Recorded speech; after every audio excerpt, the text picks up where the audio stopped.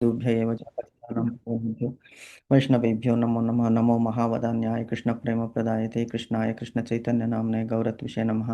हे कृष्णा करुणा सिन्धो दीनबन्धो जगत्पते गोपेश गोपिकान्त राधाकान्त नमोस्तुते तप्तकाञ्चन गौराङ्गी राधे वृन्दावनेश्वरि वृषभानुसुते देवी प्रणमामि हरिप्रिय नीलाञ्चलनिवासाय नित्याय परमात्मने बलभद्रसुभद्राय जगन्नाथाय ते नमः। जय श्री कृष्ण चैतन्य प्रभु नित्यानंद श्री अद्वैत गदाधर श्रीवासादि गौर भक्तवृंद।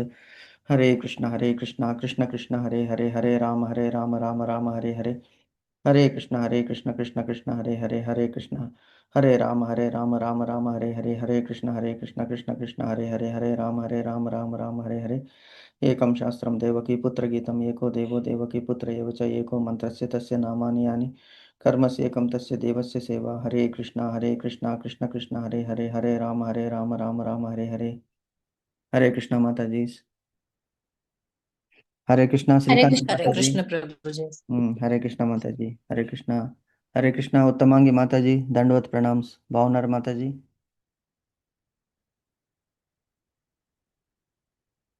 ఓకే మాతాజీ, మనము 4th చాప్టర్లో 42nd శ్లోక యొక్క భావార్థము డిస్కస్ చేస్తున్నాము.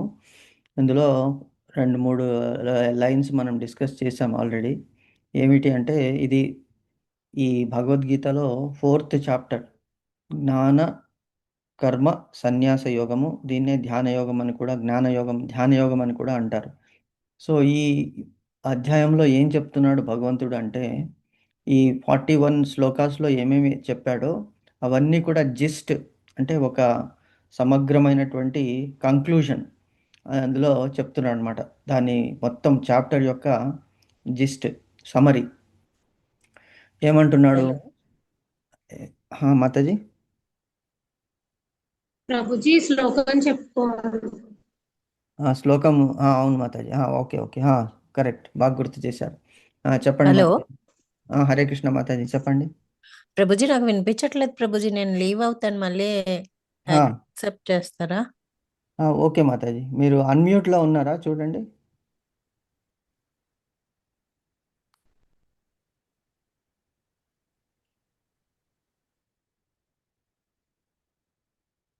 మీరు అన్మ్యూట్ చేయండి మాతాజీ, అన్మ్యూట్.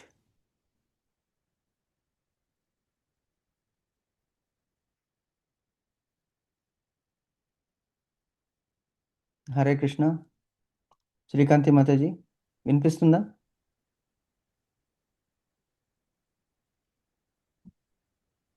మీకు మీ దగ్గర మ్యూట్లో ఉన్నట్టు మాతాజీ. హరే కృష్ణ. ఓకే, హరే కృష్ణ శ్రీకాంతి మాతాజీ. హరే కృష్ణ ప్రభుజీ, ఇప్పుడు వినిపిస్తుంది Prabhuji. Okay okay okay Prabhuji. Okay Mataji. ఇంకొక లైన్ కూడా ఉన్నట్టుంది మీది, 2 లైన్స్ ఉన్నాయి. ఓకే ఓకే మాతాజీ, శ్లోకం చెప్పండి మాతాజీ. ఏ శ్లోకం ఇప్పుడు? ఫస్ట్ చాప్టర్లో I think 9th శ్లోకమా? 10th Prabhuji.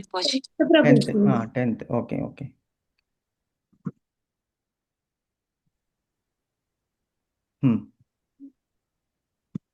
అపర్యాప్తం తదస్మాకం బలం భీష్మాభిరక్షితం పర్యాప్తం త్విదమేతేషాం బలం భీమాభిరక్షితం. చెప్పండి, ఎవరు చెప్తారు? చెప్పనా ప్రభుజీ? చెప్పండి మాతాజీ. అపర్యాప్తం తదస్మాకం బలం భీష్మాభిరక్షితం పర్యాప్తం త్విదమేతేషాం బలం భీమాభిరక్షితం. Hare very Krishna. Nice, very nice. Hare Krishna మాతాజీ. హరే కృష్ణ ప్రభుజీ. హరే కృష్ణ మాతాజీ, చెప్పండి. పర్యాప్తం తదాస్మకం బలం భీష్మాభిరక్షితం పర్యాప్తం పిదమేతేషాం బలం భీమాభిరక్షితం. Very good, excellent. Next Hare అనుమతి. కృష్ణ ప్రభుజీ. హరే కృష్ణ. తప్పులుంటే మన్నించండి ప్రభుజీ. పర్లేదు మాతాజీ, నో ప్రాబ్లం. కృష్ణునికి వేడుకుందాం, తప్పులుంటే క్షమించమని కృష్ణుని వేడుకుందాం. మనం అందరూ తప్పులు చేస్తున్నాం, తప్పులన్నీ క్షమించేవాడు అతనే, భగవంతుడే. ఓకే. అపర్యాపతం తదాస్మాకం బలం భీష్మాభిరక్షతం పర్యాపతం తిదే మే తేషం బలం భీమాభిరక్షతం. హా, అది ఒత్తులు కొద్దిగా చూసుకోండి మాతాజీ. ఒకసారి ఓకే పెడతాను చూడండి, ప్రభుజీ. మళ్ళీ వ్యాప్తం తదస్మాకం బలం భీష్మాభిరక్షితం పర్యాప్తం త్విదమేతేషాం బలం భీమాభిరక్షితం. అది ఓకే ప్రభుజీ. జస్ట్ ఒత్తులు మట్టుకు చూసుకోండి అంతే, ఓకే ఒత్తులు ప్రభుజీ. దీర్ఘాలు. అది ఓకే. నెక్స్ట్ వేణుశ్రీ మాతాజీ. హరే కృష్ణ ప్రభుజీ. హరే కృష్ణ మాతాజీ. అపర్యాంతం తదేస్మాకం బలం భీష్మాభిరక్షితం పరంతం పరమాత్మం పర్యాప్తం పర్యాప్తం త్విదమేతేషాం నిదమేతేషాం బలం భీమాభిరక్షితం. భీమాభిరక్షితం. వెరీ గుడ్, నైస్, భీమాభిరక్షితం. వెరీ నైస్ మాతాజీ. కొద్దిగా ప్రాక్టీస్ చేయండి, so it is not difficult.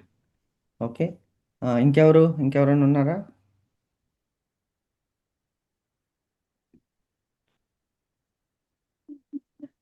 ఉత్తమంగి Mataji, మీరు ఏమైనా ట్రై చేస్తారా?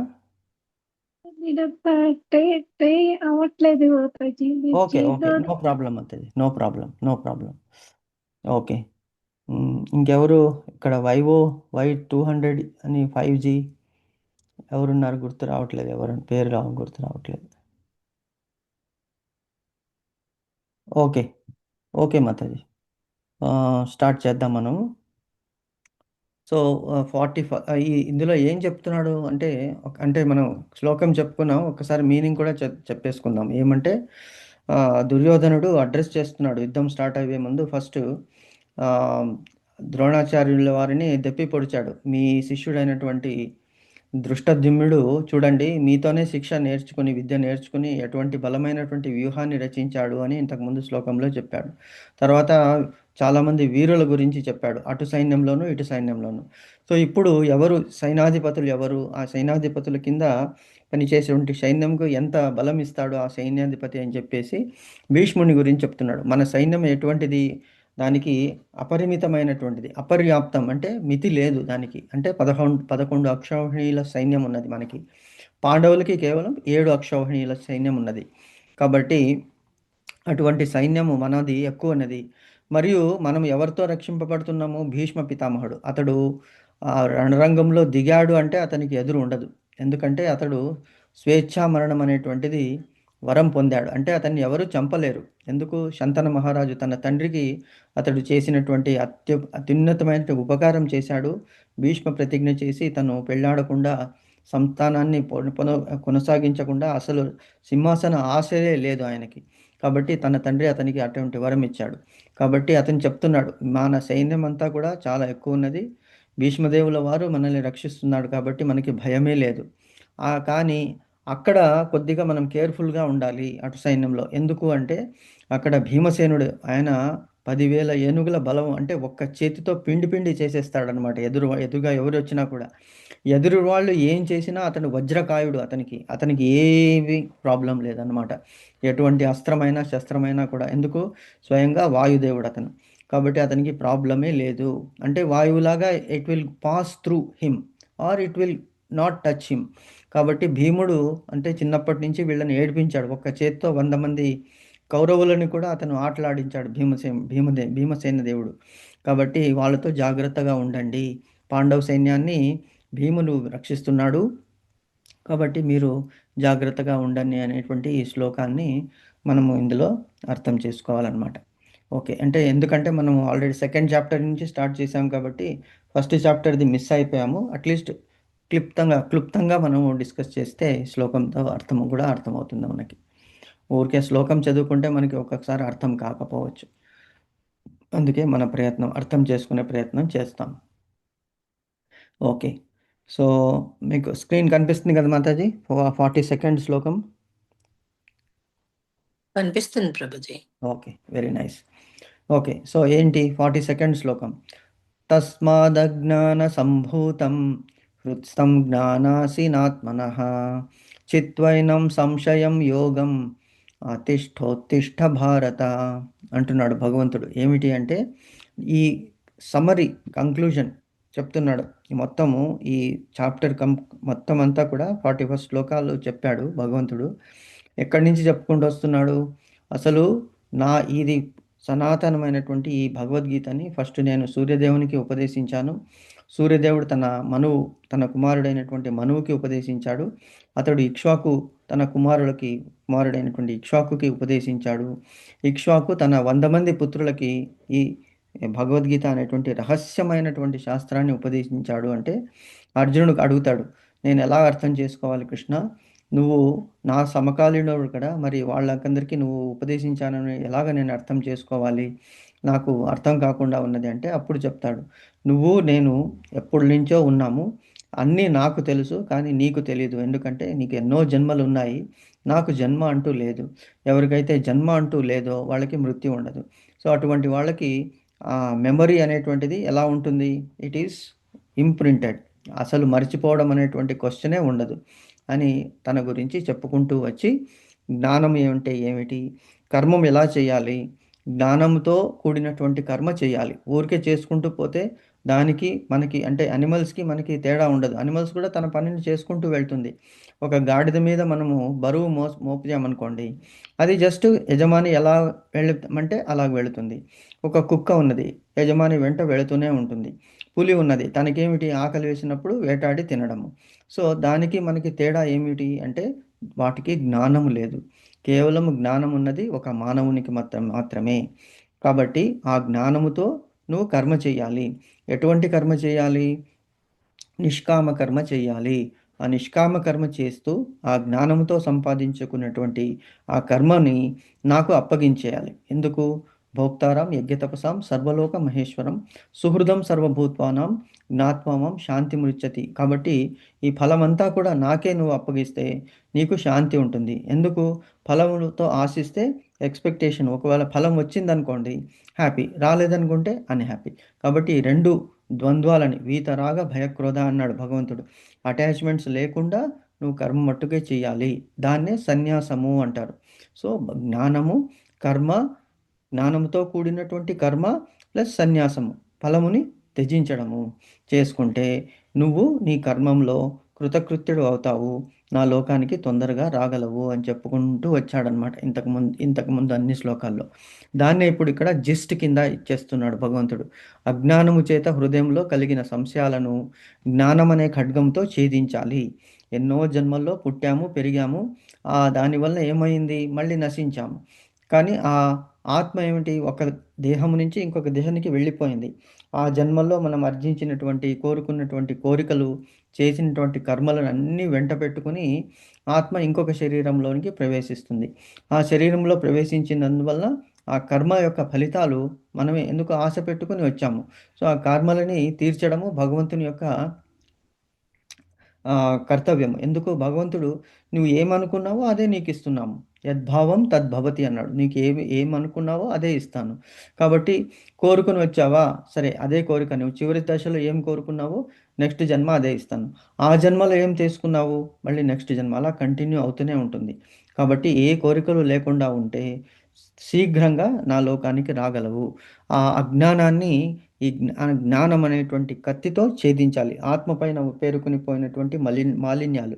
కాబట్టి ఆ ఆత్మ అనేటువంటి దానికి వెలుగు కావాలి. Otherwise it will remain in darkness అని చెప్పుకుంటూ వచ్చి, ఓ భరత అంటే ఓ అర్జున, యోగ అంటే కర్మలు చేసేటువంటి వాడికి నువ్వు ఏం చేయాలి? నీ కర్మ చేయాలి, లేచి ఫైట్ చెయ్యి అని చెప్తున్నాడు.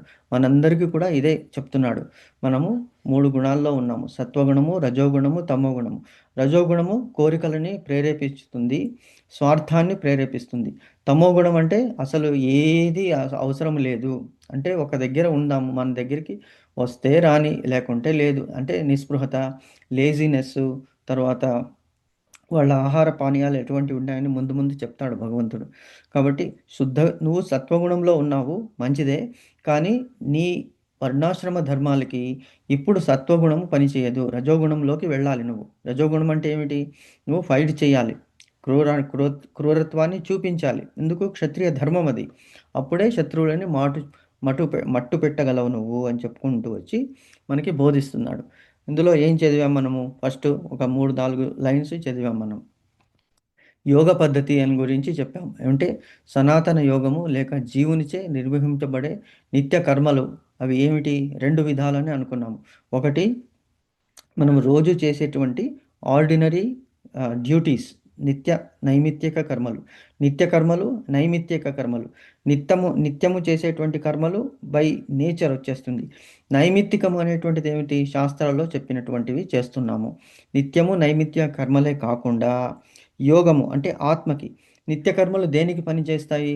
పొద్దున్నే లేస్తున్నాము, లేచిన తర్వాత యోగా చేస్తున్నాము. యోగా చేసిన తర్వాత మనము వాకింగో యోగానో ఏదో చేస్తాం మార్నింగ్. తర్వాత బ్రేక్ఫాస్ట్, స్నానం చేస్తాము, పూజ చేస్తాము, బ్రేక్ఫాస్ట్, తర్వాత మళ్ళీ డైలీ యాక్టివిటీస్, వంట చేయడం కానీ, ఆఫీస్కి వెళ్ళడం కానీ, వ్యాపారానికి వెళ్ళడం కానీ చేస్తున్నాము. డబ్బు సంపాదిస్తున్నాం, వచ్చేస్తున్నాం. ఇవన్నీ కూడా డైలీ యాక్టివిటీస్. ఎందుకు? భగవంతుడు మనకి జఠరాగ్ని అని ఒకటి పెట్టాడు కడుపులో. కాబట్టి ఆ కడుపు నింపుకోవడానికి మనము ప్రయత్నం చేస్తున్నాం. ఎలాగా? ఆహార సంపాదన. ధనముతో ఆహారాన్ని సంపాదించుకోవచ్చు. అన్నాద్ భవతి భూతాన్ని పర్జన్యాద్ అన్న సంభవ అనేటువంటి శ్లోకం మనం విన్నాము ఇంతకుముందు. సో అలాగా మనం చేసుకుంటూ వస్తున్నాం ఇప్పుడు. కానీ అది మన దేహమే మనము కాదు. దేహంలో ఉన్నటువంటి ఒక ఆత్మ ఉన్నది. మరి దానికి ఆహారం ఎలాగా? దేహానికి పని చెయ్యాలంటే, ఒక కారు గమ్యానికి వెళ్ళాలి అంటే అందులో పెట్రోల్ వేయాలి, గ్యాస్ వేయాలి, లేకుంటే అది వెళ్ళదు. కానీ లోపల ఉన్నటువంటి మనిషి, డ్రైవరు, అతనికి ఏం కావాలి? అతనికి గ్యాస్తో పనిచేయదు. సో ఈ దేహము మనకి కారుతో కంపేర్ చేస్తే మనం తినేటువంటి ఆహారము ఆ పెట్రోల్ కానీ గ్యాస్ కానీ. కానీ అందులో మనిషి ఉన్నాడు కదా, ఆ మనిషికి పెట్రోల్ వేయలేం కదా. కాబట్టి ఆ మనిషి ఎవరు? మన దేహంలో ఉన్నటువంటి ఆత్మ. సో ఆ ఆత్మకి ఏం కావాలి? దివ్య జ్ఞానము కావాలి. ఆ దివ్య జ్ఞానం అనేటువంటిది ఇస్తే లోపల ఉన్నటువంటి వాడు ఆత్మ హ్యాపీగా ఫీల్ అవుతాడు. ఓ కరెక్టే, ఇతను ఉన్నదానికి జీవితం సార్థకమైనది. మనల్ని మనం ఉద్ధరించుకోవాలి. ఎవరో వస్తారని, ఏదో చేస్తారని ఎదురు చూసి మోసపోకుమా అని ఒక కవి అన్నాడు. అంటే ఎవరో ఒకరు మనకి చెప్తారు, ఏదో చేస్తారు. లైఫ్ లెసన్స్ అన్నమాట. ఇవన్నీ కూడా మనం అర్థం చేసుకోవాలి. మనకి అంటే స్వార్థము ఏమిటి? స్వార్థము మనల్ని మనం చూసుకుంటే ఎలాగండి? స్వార్థపరులం కామా అంటే స్వార్థపరులం. ఇందులో స్వార్థం మంచిదే. దేని గురించి స్వార్థం చేస్తున్నాము అంటే మనము మన గోల్, మన ఏమిటి గోలు? మళ్ళీ మనము పుట్టకూడదు. జన్మ మృత్యు జరా వ్యాధి అనేటువంటి చక్రంలో, ఈ ఈతి బాధల్లో ఆది వ్యాధి అన్నాడు. ఆది తర్వాత వ్యాధి. ఆది అంటే ఏమిటి? మానసిక. వ్యాధి అంటే దేహానికి వచ్చేటి. ఈ రెండు కూడా ఎందుకు వస్తుంది? దుఃఖాలయం అశాశ్వతం. ఈ భూలోకంలో వచ్చామంటే ప్రతి ఒక్క జీవికి కూడా దుఃఖం అనేటువంటిది ఉంటుంది. సంపాదించింది ఏదైనా కూడా ఈ భౌతిక సంపాదనలో అది అశాశ్వతం. ఇక్కడే వదిలి వెళ్ళిపోవాలి. ఖాళీ హాత్ ఆయా, ఖాళీ హాత్ గయా అన్నాడు. అంటే మనం వచ్చేటప్పుడు ఏది పట్టుకుని రాలేదు. ఓన్లీ భగవంతుడే మట్టుకు అవన్నీ పట్టుకుని వచ్చాడు. దేవకి వసుదేవులకి అతడు కారాగృహంలో తన అవతారాన్ని చూపించాడు. చూడండి, నేను ఆర్డినరీ శిశువుని కాదు, మీరు అనుకుంటున్నట్టు నాకు జన్మం అనేటువంటిది ఉండదు అంటే ఆ చతుర్భుజంతో, కిరీటముతో, అన్ని ఆయుధాలతో వచ్చాడు. శంఖచక్ర గదా పద్మం అనేటువంటి ఆ ఖడ్గముతో కూడా వచ్చేసాడు భగవంతుడు. కాబట్టి ఇటువంటి రూపంతో మేము ఎలాగ నిన్ను శిశువుగా చూడగలమయ్యా అని ప్రార్థిస్తే సరే అని మామూలు శిశువు రూపంలో వచ్చాడు. Except God, all others will come empty handed and they will have to go empty handed. కాబట్టి ఈ దేహానికి, ఆత్మకి అనేటువంటి ఆహారం ఇవ్వాలి. కాబట్టి 2 కర్మలు చేయాలి. ఒకటి డైలీ యాక్టివిటీస్, రెండవది అంటే దేహానికి కావాల్సినటువంటి పోషణకి, రెండవది ఆత్మకి కావలసినటువంటిది అనేది మనం అంతవరకు చదువుకున్నాం. సో ఇప్పుడు నెక్స్ట్ మనము చూద్దాం ఏం చెప్తున్నాడు భగవంతుడు అనేటువంటిది. ఓకే, ప్రభామాతాజీ చదువుతారా? హరే కృష్ణ ప్రభుజీ చదువుతాను. హరే కృష్ణ మాతాజీ. ఇక ఆధ్యాత్మిక కార్యాలను తీసుకుంటే అవి కూడా 2గా విభజించినట్లు మనకి కనిపిస్తుంది. అవే ఆత్మను తన సహజ స్థితిని అర్థం చేసుకోవడం, భగవంతుని గురించిన సత్యాన్ని అర్థం చేసుకోవడం. భగవద్గీత మార్గాన్ని యథాతథంగా అనుసరించేవాడు ఈ ముఖ్యమైన 2 తరగతుల ఆధ్యాత్మిక జ్ఞానాన్ని సులభంగా అర్థం చేసుకోగలుగుతాడు. భగవదంశగా ఆత్మ యొక్క పరిపూర్ణ జ్ఞానాన్ని పొందడం అతనికి ఏమాత్రం కఠినం కాదు. అటువంటి అవగాహన ఎంతో లాభదాయకంగా ఉంటుంది. ఎందుకంటే అటువంటి వ్యక్తి భగవంతుని దివ్య కార్యాలను సులభంగా అర్థం చేసుకోగలుగుతాడు. ఈ అధ్యాయము మొదట్లో భగవంతుని దివ్య కార్యాలు స్వయంగా భగవంతుని చేతనే చర్చించబడ్డాయి. గీతోపదేశాలను అర్థం చేసుకోని వాడు శ్రద్ధాహీనుడు అవుతాడు. ఓకే అతడు ఇంతవరకు భగవంతుడు మాతాజీ ఇంతవరకు స్టాప్ చేద్దాం, ఎందుకంటే చాలా పెద్దది ఉంది, మనకి చదువుకుంటూ పోతే అర్థం కాదు. ఓకే, బ్రేక్ కొన్ని లైన్స్ హరే చెప్పి కృష్ణ. హరే కృష్ణ మాతాజీ. సో అంతవరకు ఇప్పుడు ఇవాళ డిస్కస్ చేద్దాం. సో ఏం చెప్పాడు అంటే భగవంతుడు 2 రకాల కర్మలు ఉన్నాయి. 2 రకాల కర్మలు ఏమిటి అంటే, ఒకటి ద్రవ్యమయ యజ్ఞము, అంటే భౌతిక వస్తువులని మనము సంపాదించడము. రెండవది ఏమిటి అంటే ఆధ్యాత్మిక కార్యాలు. ఆధ్యాత్మిక కార్యాలంటే మనం భగవంతుని గురించి తెలుసుకోవడం. అందులో కూడా 2 ఉన్నాయి. ఏమిటి? ఒకటి తన గురించి తెలుసుకోవడము, ఇంకొకటి భగవంతుని గురించి తెలుసుకోవడము. సో ఫస్ట్ తన గురించి తెలుసుకుంటేనే తర్వాత భగవంతుని గురించి తెలుసుకోవడం అవుతుంది మనకి. ఎందుకు అంటే first you have to know who you are, అంటే ఆత్మ, దేహము, ఈ 2 డిఫరెన్సెస్ చెప్పాడు కదా భగవంతుడు. 2nd చాప్టర్లో చెప్పాడు. ఆత్మ అనేటువంటిది ఏమిటి? నీ శరీరం అనేటువంటిది ఆత్మ అయితే దానిపైన నువ్వు వేసుకునేటువంటి దుస్తులు నీ శరీరం అవుతుంది. అంటే శరీరాన్ని కప్పి పెడుతున్నావు దేంతో? దుస్తులతో. అలాగే ఆత్మని దేంతో కప్పి పెడుతున్నాము? దేహంతో. కాబట్టి దేహము వేరు, ఆత్మ వేరు, శరీరం వేరు, దుస్తులు వేరు అనేటువంటిది ఎగ్జాంపుల్ చాలా క్లియర్గా ఇచ్చాడు ఫస్ట్ భగవంతుడు. కాబట్టి మనకి కొత్త దేహం వస్తుంది. అంటే ఈ జన్మ అయిన తర్వాత మనకి ఇంకొక దేహం వస్తుంది. అంటే మన దుస్తులు పాడైపోయాయి, చిరిగిపోయాయి అనుకోండి, అది చిరిగిపోయిన వస్తువులనే మనం వాడము, దాన్ని విసర్జించి కొత్త వస్త్రాలని ధరిస్తాము. ఎలాగైతే మనిషి కొత్త వస్త్రాలని నయనం చిందంతి, అదేమిటి ఒక శ్లోకం ఉన్నది కదా 2nd చాప్టర్లో, గుర్తు రావట్లేదు అది. ఓకే, నైనం చిందంతి శస్త్రాన్ని నైనం చిందంతి పావకః. అదేగా ప్రభుజీ. అదే మాతండి, అది ఒకటి. ఇంకొకటి దానికి సంబంధించే ఉన్నది. నయనం చిందంతి అంటే నా ఏనం అంటే ఆత్మ. నా ఏనం చిందంతి శస్త్రాన్ని, శస్త్రముతో ఆత్మని మనం చిందించలేము, అంటే ఖండించలేము. నయనం చిందంతి శస్త్రాన్ని నయేనం చేదంతి పావకః, అగ్నితో కాల్చలేము అని చెప్తున్నాడు. అలాగే నా శోషయతి మారుతః, దీన్ని తడపలేము. తర్వాత దీన్ని అగ్నితో ఆర్పివేయను లేము, వాయువుతో ఆర్పివేయను లేము అని చెప్తున్నాడు. ఆత్మ అటువంటిది. అలాగే మన శరీరం ఎటువంటిది? నశ్వరము. కాబట్టి ఈ శరీరం అనేటువంటిది శిథిలం అవుతుంది. పుడతాము, పెరుగుతాము, తర్వాత కొంతకాలం అలాగే ఉంటాము, కొంతకాలం తర్వాత మళ్ళీ అది చతికిలబడుతుంది, అంటే నీరసం అయిపోతుంది, తర్వాత శిథిలం అయిపోతుంది. This is the 6 stages of life. పుట్టడము, పుట్టిన తర్వాత పెరగడము, పెరిగిన తర్వాత పెరుగుతూ పోయి అదే ఒక స్థితిలో ఉండడము. స్థితిలో అంటే స్టాటిక్. చూడండి, ఒక 30 ఇయర్స్ నుంచి 25 ఇయర్స్ నుంచి 35, 40, 45, 50 ఇయర్స్ వరకు ఒకేలాగా ఉంటాము. సో 50, 55, 60 తర్వాత కొద్దిగా తగ్గుకుంటూ వస్తాము. అలాగే కొంతకాలము తర్వాత ముసలితనం వచ్చిన తర్వాత మళ్ళీ శిథిలం అయిపోయి చివరికి దేహాన్ని మనం వదిలిపెట్టాలి. అలాగే ఏ వస్త్రమైనా కూడా, anything in this material world will have temporary existence. కొండలు కరిగిపోతాయి, నదులు ఎండిపోతాయి, ఎడారులు మాడిపోతాయి. సో ఇలాగా ప్రతి ఒక్కటి ఈ సృష్టిలో ఉన్నటువంటిది. ఎందుకు? దట్ ఈస్ ద నేచర్, ప్రకృతి అంటారు దానికే. కాబట్టి దాని గురించి మనం చింతించకూడదు. దేని గురించి చింతించాలి?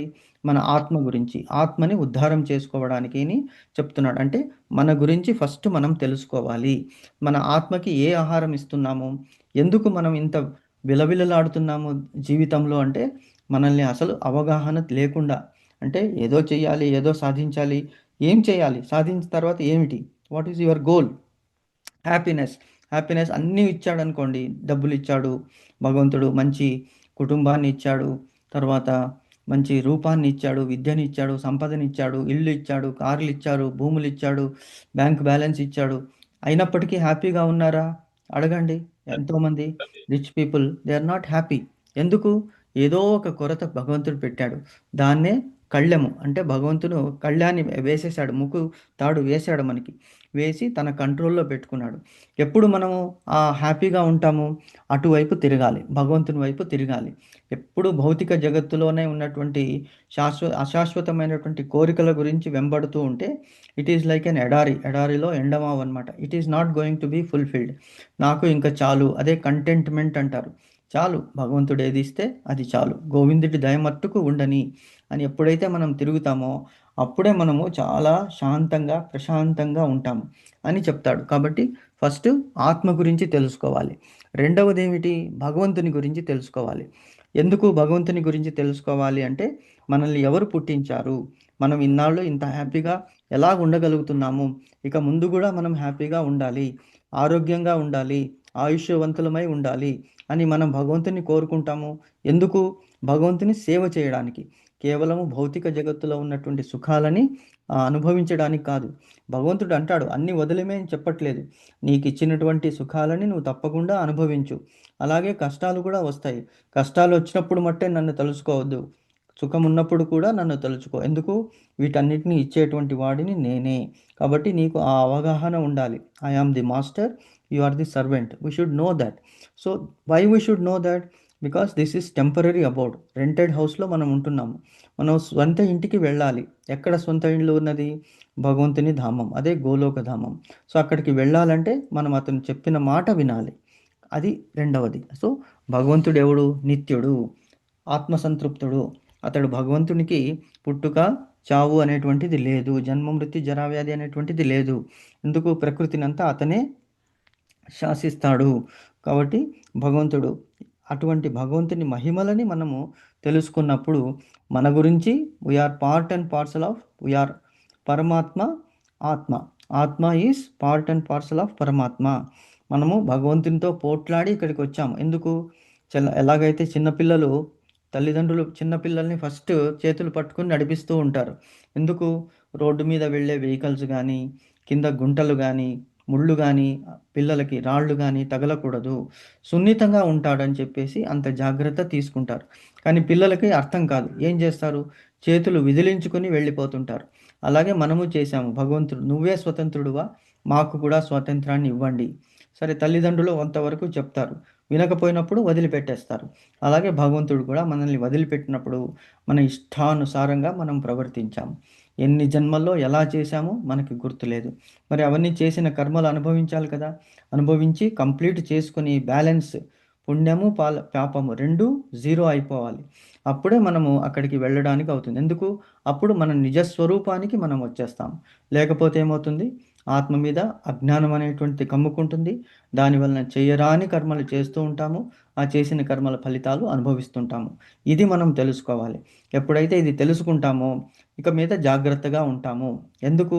మనము ట్రాఫిక్ వైలేషన్ అయింది, ట్రాఫిక్ వైలేషన్ అప్పుడు ఏం చేశాడు? చలాన్ వేస్తాడు. చలాన్ వేసినప్పుడు డబ్బులు కట్టాలి. అలాగే మళ్ళీ ఇంకొక డబ్బులు కడతాము, చలాన్ వేస్తా అంటే 2 or 3 టైమ్స్ ఛాన్స్ ఇస్తాడు. తర్వాత ఏం చేస్తాడు? డ్రైవింగ్ లైసెన్స్ క్యాన్సిల్ చేసేస్తాడు. నెక్స్ట్ టైం డ్రైవింగ్ లైసెన్స్ లేకుంటే నువ్వు వస్తే వెహికల్ సీజ్ చేసి పనిష్మెంట్ అనేటువంటిది ఇస్తాడు. Same thing is happening to us because we behaved in a way that was not mentioned in the scriptures. భగవంతుని చెప్పిన ప్రకారం మనం నడుచుకోలేదు కాబట్టి ఆ పనిష్మెంట్ అనేటువంటిది మనకి ఇస్తున్నాడు. దానివల్ల అనుభవిస్తున్నాము ఈ కష్టాలన్నీ అని తెలుసుకోవాలి. సో కాబట్టి ఈ రెండు ఎప్పుడైతే మనిషి తెలుసుకుంటాడో అప్పుడు మనము భక్తియుక్త సేవలో మనము భగవంతుని ఆరాధించిన వాళ్ళము అవుతాము అని చెప్తున్నాడు అనమాట.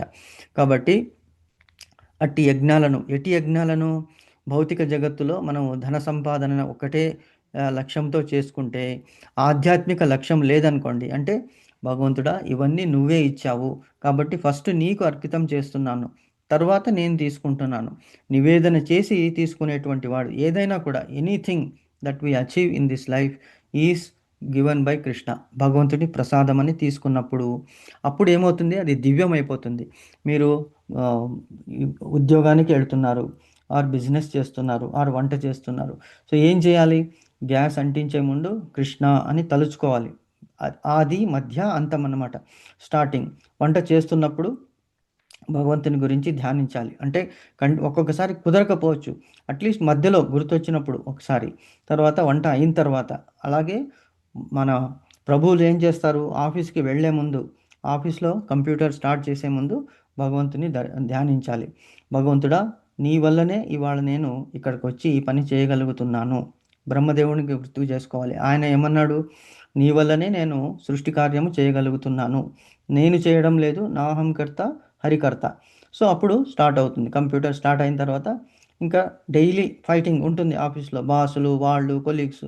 ఆ మధ్య మధ్యలో కృష్ణుని తలుచుకోవాలి. భగవంతుడా, ఈ ప్రాబ్లం మీరు తలుచుకున్నట్టు చూడండి, ఇది నా స్వయం అనుభవం, స్వానుభవము. ఒక్కొక్కసారి నేను కూడా స్ట్రగుల్ అవుతుంటాను. అప్పుడు మా ఆవిడ నాకు గుర్తు చేస్తుంటుంది, పక్కనే ఉంటుంది, భగవంతుని తలుచుకోండి, భగవంతుని తలుచుకోండి. ఎందుకంటే మాయాదేవి అలా ఆవరించేస్తుంది మనల్ని. సో అంటే అహం అనేటువంటిది అక్కడ, ఇది చిన్నదే కదా, నేను చేసుకోగలను, అది కూడా క్రియేటెడ్ బై మాయాదేవి. దేవి ఏషా గుణమయి మమ మాయా దురత్య మామేవ ప్రపద్యంతే మాయాతీతం తరంతితే అన్నాడు భగవంతుడు. నన్ను తలుచుకుంటే ఆ మాయ నీ దగ్గరికి రాదు. సో దెన్ మధ్యలో భగవంతుని తలుచుకున్నాము, ఏదైనా మర్చిపోయింది గుర్తు వస్తుంది. ఎందుకు భగవంతుడు చెప్పాడు కదా, సర్వస్య చాహం హృది సన్నివిష్టో మత్త స్మృతిర్జ్ఞాన అపోహనంచ వేదేశ్వ సర్వే రహమేవ వేద్యో వేదాంతకృత్ వేద విదేవ చాహం అన్నాడు భగవంతుడు. నేనే చెప్తున్నాను, నేనే స్మృతి, జ్ఞానము, అపోహన అన్నీ నేనే ఇస్తున్నాను. సో మధ్యలో తలుచుకోవాలి. తర్వాత మొత్తం పని అంతా అయిపోయిన తర్వాత ఇంటికి వచ్చేటప్పుడు ఏం చేయాలి, వంట అయిపోయింది అంటే అప్పుడు కూడా శ్రీకృష్ణ అర్పణమస్తు, చేసింది నువ్వే, మొత్తం నీకే అర్పణం అనేటువంటిది, ఇది భక్తియుక్తమైనటువంటి సేవ అవుతుంది. అప్పుడు చూడండి, మనం మనతో చేసేటువంటిది, మనము అని అనకూడదు, మనతో చేయబడినటువంటి ఏ కార్యమైనా కూడా అది భగవంతుని పూజ అయిపోతుంది. సో ఎప్పుడైతే భగవంతుని పూజ అవుతుందో తప్పకుండా భగవంతుని ప్రసాదం అనేటువంటిది మనకి లభిస్తుంది. సో అందుకే చూడండి, మీరు ఏ టెంపుల్కి వెళ్ళినా కూడా ఏం చేస్తారు, ప్రసాదం అనేటువంటిది ఇస్తారు. అంటే ఎవరు ఉట్టి చేతులతో రాడు. భగవంతుడు అంటాడు, నా దగ్గరికి వచ్చిన వాడిని ఉట్టి చేతులతో నేను పంపించను, ఏదో ఒకటి వాళ్ళకి ఇస్తాను. అదే ఏమంటాను, యోగము క్షేమము చూసుకుంటాను, లేనిది వాళ్ళకి ఇస్తాను, ఉన్నది రక్షిస్తాను. యోగం అంటే లేనిది ఇవ్వడము, క్షేమం అంటే ఇచ్చినది రక్షింపబడనము, అండ్ రక్షింప చేయడము భగవంతుని కర్తవ్యంగా భగవంతుడు చెప్తున్నాడు. కాబట్టి నా దగ్గరికి వచ్చిన వాడు ఎవరు ఒట్టి చేతులతో వెళ్ళడు అని భగవంతుడు, అది మనం తెలుసుకోవాలి. సో చేసిన ప్రతి ఒక్క యజ్ఞము కార్యము కూడా అదేమవుతుంది, ఆధ్యాత్మిక లక్ష్యంతో భక్తియుక్త సేవ అయిపోతుంది. కాబట్టి ఇంకేమవుతుంది, మన ఆధ్యాత్మిక కార్యకలాపాలు అంటూ మళ్ళీ ఎలాగూ చేస్తున్నాము. ఏమిటి, మన గురించి తెలుసుకోవడము, భగవంతుని గురించి తెలుసుకోవడం అని చెప్పాము. తర్వాత భగవద్గీత మార్గమును యథాతథముగా అనుసరించేవాడు. యథాతథము అంటే ఏమిటి, యథాతథము, తథం అంటే చెప్పవడం, యథా as it is. Bhagavad Gita as it is అని ఉంది ఇంగ్లీష్లో, మనకి తెలుగులో భగవద్గీత యథాతథము. There is no mixture. Mixture అంటే కలగాపులగం లేదు. కలగాపులగం అంటే ఏమిటి, నాకు తోచింది నేను చెప్తున్నాను, నా అనుభవం నేను పంచుకుంటున్నాను కాదు. భగవంతుడు ఏం చెప్పాడు, ఇది చేస్తే ఇలాగవుతుంది, ఇలాగైతే ఇలాగ ఉంటుంది అని చెప్పాడు. కాబట్టి యాజ్ ఇట్ ఈస్ భగవద్గీతలో ఆ మార్గాన్ని మనం అనుసరించాలి. ఏం చెప్పాడు, దుఃఖేషు ఉద్విగ్నమన సుఖేషు విగత స్పృహ వీతరాగ భయక్రోధ స్థితధీర్ మునిరచ్యుతే. ఏమన్నాడు భగవంతుడు, దుఃఖేషు ఉద్విగ్నమన, చాలా మనకి దుఃఖం వచ్చింది అనుకోండి, అసలు మనల్ని మనం సంభాళించుకోలేము, ఎవరైనా వచ్చి ఓదార్చాలి, ఉద్వేగం అయిపోతుంది మనసు. దానివల్ల ఏమవుతుంది, బీపీ పెరిగిపోవడం కానీ హెల్త్ ఇష్యూస్ రావడం. సో శాంతంగా ఉండమని చెప్తున్నాడు భగవంతుడు. దుఃఖేషు ఇట్ ఈస్ టెంపరీ. దుఃఖం ఎలాగొచ్చింది, వచ్చింది వెళ్ళిపోతుంది. ఎలాగైతే మేఘాలు వర్షించి వెళ్ళిపోతాయి, అలాగే కష్టాలు మనకి వస్తాయి వెళ్ళిపోతాయి, సుఖం వస్తుంది. దుఃఖేషు ఉద్విగ్నమన సుఖేషు విగత స్పృహ. సుఖం వచ్చింది అనుకోండి, అబ్బా ఇంకా పట్టలేము అసలు, అది ప్రామిస్ చేస్తాము, ఇది ప్రామిస్ చేస్తాము, అదంటాము ఇదంటాము, కానీ చేయగలమా, చేయకుండా ప్రామిస్ చేసేసాము కానీ ఫుల్ఫిల్ చేయలేకపోతాం. దుఃఖేషు ఉద్విగ్నమన సుఖేషు విగత స్పృహ వీతరాగ భయక్రోధ స్థితధీర్ మునిరచ్యుతే. వీత అంటే విడిచిపెట్టడం, రాగము, భయము, క్రోధం అనేటువంటి వాటిని మనము త్యజించమని చెప్తున్నాడు. దేని గురించి చెప్తున్నాడు, తనకేం అవసరం లేదు, మన గురించే చెప్తున్నాడు. కాబట్టి as it is we have to follow, implement that. ఎందుకు మనం చెప్పాము, యాంగర్ అనేటువంటిది డేంజరు, మమకారం అనేటువంటిది కూడా డేంజరు, వీత రాగ భయం అనేటువంటిది. ఎందుకు భయపడాలి, భగవంతుడే ఉన్నాడు, కష్టాలు వస్తాయి పోతాయి. భగవంతుడు ఏమన్నాడు, క్షిప్రం భవతి ధర్మాత్మ శాశ్వత్ శాంతిం నిగచ్చతి కౌంతేయ ప్రతిజానీహి నమే భక్త ప్రణశ్యతి. భయకృద్ భయనాశన, భయాన్ని ఇస్తాడు, భయాన్ని తీసివేస్తాడు భగవంతుడు. కాబట్టి భగవంతుని ఆశ్రయిస్తే భయాలు కూడా మనల్ని ఏమీ చేయలేవు అని చెప్తున్నాడు భగవంతుడు. సో యథాతథంగా దీన్ని మనము అనుసరించాలి. అప్పుడు మనము జీవితాన్ని భగవంతుని చెప్పిన విధంగా మలుచుకోగలము. కాబట్టి ఆత్మ భగవదంశంగా పరిపూర్ణ జ్ఞానమును సులభముగా సాధించును. ఎప్పుడు when we are discussing all these, అప్పుడు ఏమవుతుంది, మనలో ఒక ఆత్మ సంతృప్తి వస్తుంది. అబ్బా, నేను భౌతిక కార్యాలు కాకుండా భగవంతుని గురించి కూడా కొంత సమయం కేటాయిస్తున్నాను. మీరే తలుచుకోండి, ఎప్పుడైతే మీరు భగవంతుని పూజ చేస్తారు, శ్లోకాలు చదువుతారు, పాటలు పాడుతారు, భగవంతుని గురించి వింటారు, ఈవెన్ టీవీలో కూడా భగవంతుని గురించి కృష్ణ సీరియల్స్ ఏదైనా చూస్తారు, వాట్సాప్లో కృష్ణ మెసేజెస్ వస్తాయి, మన ఆత్మకి ఆ ఆహారాన్ని ఇస్తున్నాం అనమాట. So it will be very very happy అని చెప్తున్నాడు. ఆత్మ భగవంతుని అంశంగా పరిపూర్ణ జ్ఞానంను సులభంగా సాధించును. ఎందుకు? తల్లి దగ్గరికి పిల్లవాడు కానీ పాప కానీ పరిగెత్తుకుని వస్తే ఎంత హ్యాపీగా ఉంటుంది. మనం జస్ట్ పరిగెత్తుకుని వచ్చిందంటే మనం అప్పుడు ఏం చేస్తాము, మనకి ఇంత హ్యాపీగా వచ్చింది మన దగ్గరికి అని ఏదైనా ఇవ్వడానికి ట్రై చేస్తాం. ఏమి ఇవ్వకుండా అట్లీస్ట్ మనం కౌగిలిస్తాం, కౌగిలించుకొని ముద్దు పెట్టుకుంటాం చిన్న చిన్న పిల్లల్ని, అక్కున చేర్చుకుంటాం. So that is what God also does. అంటే ఆత్మకి భగవంతుని దగ్గరికి వెళ్ళాలని ఉంటుంది, భగవంతుని మాటలు వినాలని ఉంటుంది. కానీ మనం దాన్ని దూరం పెట్టినప్పుడు అది పంజరంలో పెట్టినటువంటి చిలకలాగా విలవిలలాడుతూ ఉంటుంది. ఎప్పుడు నన్ను వదులుతాడు, ఎప్పుడు నేను స్వేచ్ఛగా నా విహారాన్ని చేయవచ్చు,